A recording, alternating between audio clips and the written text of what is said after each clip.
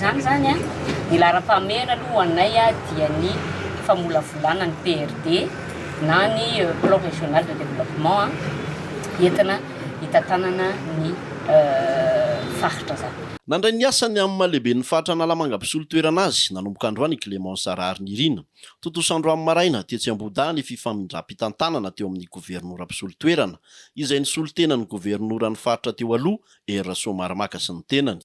Marobe zao ny lalana amin'ny simba indrindrindrindra ao anatin'izao fiantrena ny aviorana izao a karaka andresana teo hoe izahana tsy hisy distrika ao adino ka sy ny commune ao adimona ao anatin'izay a dia tsy maintsy hojerena avokoa miainga amin'ny teti-bola atao anatin'ny faritra ihany koa ka izay sy ny ekipanay moa zany dia miezana faran'izay tratra ny amin'ny ahafahana mampiditra ny vola atao anatin'ny tafibolan'ny faritra ahafahana manatanteraka n'ilay fanampy sy ilay mpitolomana ny resaka teo dia hoe miasa ary miasa.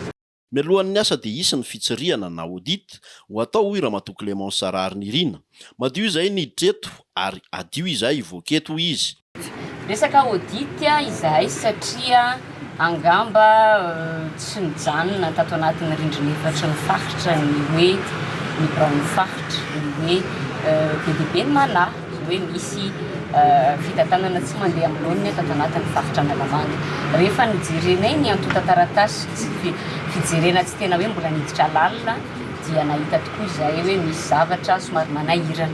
Izay no antony manoloana an'izay hoe misy angatsika tsy fahatomombanana tsiray fa maromaro dia tsy maintsy hirosoana aloha edita satria raha tsy manao an'izany izahay dia sanatria izahay no hibaby ny zavatra tsy mety natao teo aloha ka tokony angamba fa tsy azo pokeny izany zavatra izany.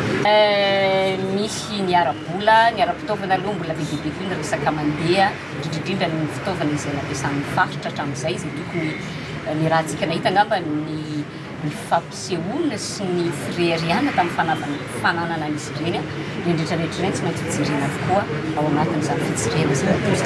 Anaraka sy anaja toy ny anak'Andriamaso ny lalana napetraka ny fitantanana ny Faritra Analamanga ka ho alavirina ny fitantanana anjakan'ny fanapara-pahefana ny fanararaotana amin'ny endriny samihafa.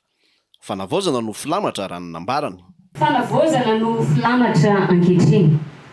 Fanavaozana ny toe-tsaina, fanavaozana ny fomba fiasa.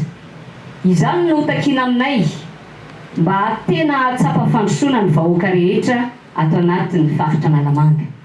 Ka ny baiko pitolomanay dia ny miasa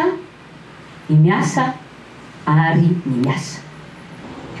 Tsy ho vitako na ireo izay hiara-iasa akaiky amin'ny kirera nefa izany.